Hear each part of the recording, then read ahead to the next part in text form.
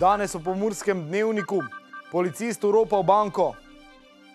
Strokovni nadzor na policijski upravi Murska Sobota. Balonarskega spektakla letos ne bo. Prekmurski derbi v finalu pokala. Vreme jutri bo jasno.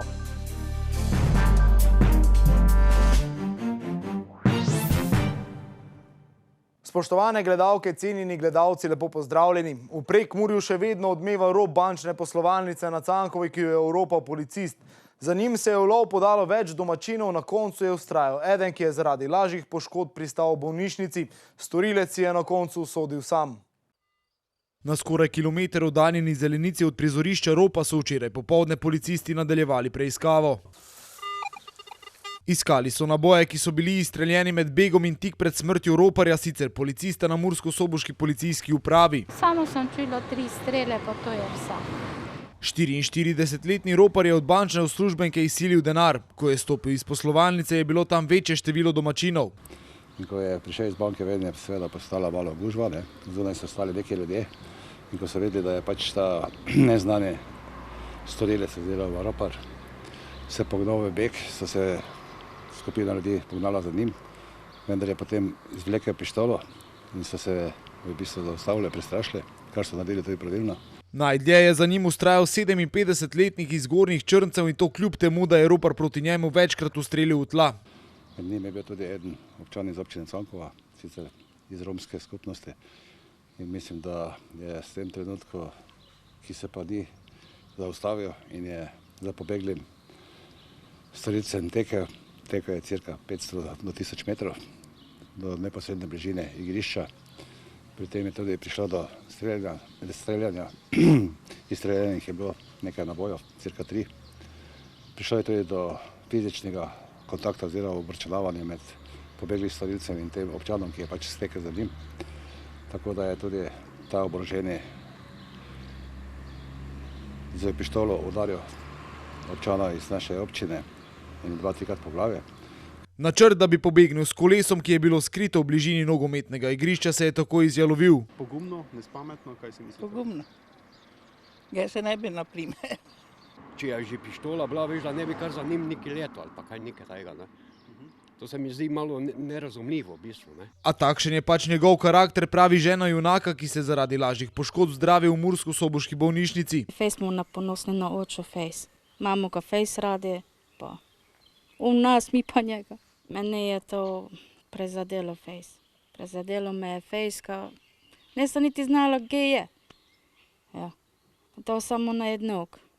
Cankovski župan razmišlja, da bi pogumnemu občanu podelil posebno priznanje, hkrati pa občane poziva, da naj se ne poslužujejo podobnega početja.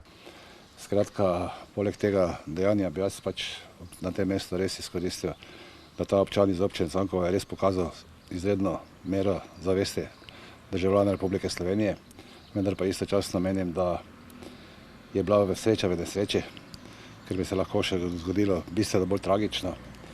Na vse ljudi apeliram, da v takih situacijah ne ukrepajo tako, da bi tekli za neznanim oboroženim storilcem, ker je življenje več vredno, kot pa neka vsota majhnega denarja.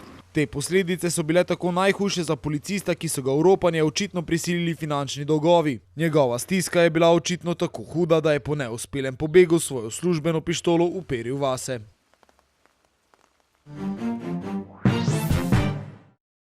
Na neljubi dogodek na Cankovi se je odzval tudi vršilec dolžnosti generalnega direktorja policije Anton Travner. Kot je uvodoma povedal, je dogodek na Cankovi eden tistih, ki po krivici prizadene dobro ime vseh policistov, ki pošteno in predano opravljajo policijske naloge. Iskreno obžalujemo, da je eden od naših zaposlenih tako grobo prestopil mejo zakonitega in dopustnega, kar se nikoli ne bi smelo zgoditi. A v tako številčni instituciji, kot je policija, žal občasno odkrijemo tudi take primere. V slehernem od teh odločno ukrepamo in izpeljamo vse potrebne delovnopravne postopke oziroma nemudoma obveščamo specializirano državno tožilstvo Republike Slovenije, ki v primeru kaznivih dejanj prevzame nadaljnje postopke, je povedal Travner. Tako je bilo tudi v tem primeru. Takoj po dogodku je Travner odredil tudi strokovni nadzor na področju organiziranja kadrovskih ukrepov, preiskovanja kaznivih dejanj in zagotavljanja notranje varnosti v policiji na policijski upravi Murska Sobota, da se ugotovijo tudi vsa ostala dejstva in okoliščine. V Murski Soboti bi se moralo od 19. do 26. septembra odvijati svetovno prvenstvo v tekmovanju s toplozračnimi baloni, ki pa je zaradi negotovih razmer prestavljeno. Lansko jesen smo bili priča nešteto izjemnim prizorom, ko so pomursko nebo preplavili baloni. Potekalo je namreč slovensko odprto državno prvenstvo in svetovno podprvenstvo v letenju s toplozračnimi baloni, na katerem je bilo prisotnih 37 ekip iz 16 držav.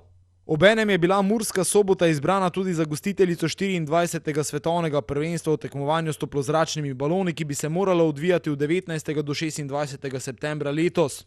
Tekmovanje bi potekalo pod organizacijo Roto Balon kluba v sodelovanju z ostalimi pomurskimi balonarji, Letalsko zvezo Slovenija ter mestno občino Murska Sobota. V Murski Soboti se je to jesen pričakovalo 105 balonov iz vsega sveta, ki bi jih zastopali piloti najvišjega ranga. Toda žal je izvedba balonarskega spektakla letos padla v vodo. Po temeljitem razmisleku smo se v organizacijskem odboru dogodka odločili, da se svetovno prvenstvo v poletih s toplozračnimi baloni Murska Sobota 2020 prestavi na leto 2022. Odločitev je takšna predvsem zaradi skrbi za zdravje vseh pilotov, ekip, tekmovalnega osebja in gledalcev ter negotovih razmer, ki jih je povzročila epidemija COVID-19. So zapisali v organizacijskem odboru Hot Air Balloons 2020 in še dodali, da bodo več podrobnosti glede nadaljnjih načrtov razkrili v kratkem. Včeraj smo dobili še drugega finalista Pokala Slovenije. Usoda je hotela, da bomo v finalu gledali prekmurski derbi med Muro in Nafto. Lendavčani so včeraj uspeli slaviti z 2 igralcema manj. Potem, ko si je v torek finalno vstopnico zagotovila Mura, je to včeraj uspelo še lendavski Nafti. Plavi so hitro povedli zadetkom Mitje Noviniča, nato pa je sledil šok v obliki rdečega kartona za Vedrana Vinka, ki bo tako izpustil finale proti črno-belim. Lendavčani so od 26. minute naprej igrali z igralcem manj, Radomlje pa so do izenačenja prišle v 51. minuti, ko je iz 11 metrov zadel Luka Cerar. Le nekaj minut kasneje nov šok za Nafto, ki je ostala še brez svojega najboljšega strelca. Zaradi rdečega kartona je igrišče moral zapustiti Jaka Bizjak. Radomljani prednost 2 igralcev več niso znali izkoristiti, saj se rezultat tako v rednem delu kot v podaljških ni več spremenil. Sledila je loterija iz 11 metrov, junak srečanja pa je bil Florian Raduha, ki je zaustavil 2 strela in Nafto popeljal v finale, kjer nanjo že čaka Mura. Vlada Republike Slovenije je tudi danes poročila aktualne podatke glede koronavirusa v Sloveniji. Včeraj je bilo v Sloveniji opravljenih 758 testiranj, število okužb pa ostaja nespremenjeno, saj novih primerov ni bilo odkritih. V Sloveniji smo tako doslej zabeležili 1488 okužb s koronavirusom. V zadnjih 24 urah nobena oseba ni zaradi koronavirusa umrla, nihče pa ni bil niti odpuščen iz bolnišnice. Hospitaliziranih tako ostaja 6 oseb, število umrlih pa 109. Po podatkih COVID-19 sledilnika je trenutno v Sloveniji samo še 15 aktivnih primerov okužb s koronavirusom.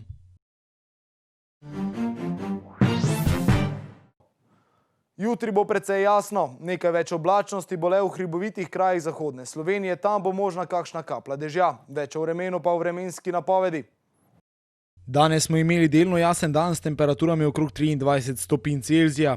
Opoldne ste v Krajinskem parku Goričko namerili 22, v Murski Soboti in Radencih 23, v Lendavi pa 24 stopinj Celzija. Jutri bo precej jasno, nekaj več oblačnosti bo le v hribovitih krajih zahodne Slovenije, tam bo možna kakšna kapla dežja. Čez dan bo pihal zahodni do jugozahodni veter. Jutranje temperature bodo v severovzhodni Sloveniji, v Murski Soboti in Mariboru od 9 do 10, dnevne pa od 27 do 28 stopinj Celzija. V soboto bo sončno in toplo, pihal bo jugozahodni veter.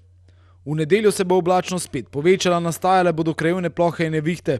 Temperature v naših krajih se bodo zjutraj gibale od 12 do 16, čez dan pa od 25 do 30 stopinj Celzija.